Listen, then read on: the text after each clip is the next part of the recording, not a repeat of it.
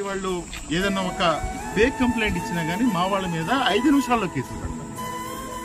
దయచేసి పెదపార్పూడి ఎస్ఐ గారు నేను అడుగుతా ఉన్నా, వీర్రాజు అని ఇతన్ని అన్యాయంగా, ఇతను ఒక దళితుడు, ఇతన్ని అన్యాయంగా ఇంటి పక్కన నుంచి కొడితే ఇతనికి 8 పుట్టులు పడినాయి.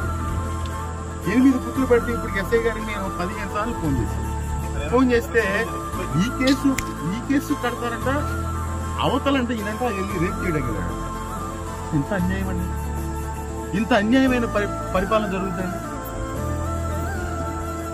అదేవిధంగా మీరు పోలీసులు అరెస్ట్ చేయడం వల్ల ఈ రోజు ఒక ఆయన హార్ట్ అటాక్ పెట్టి చనిపోయాడు.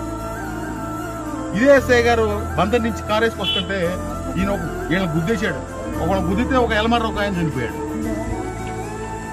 ఇంత అన్యాయంగా దయచేసి బిహేవ్ చేయొద్దని చెప్పి కూడా ఈ సందర్భంగా మనం చేస్తా ఉన్నాం.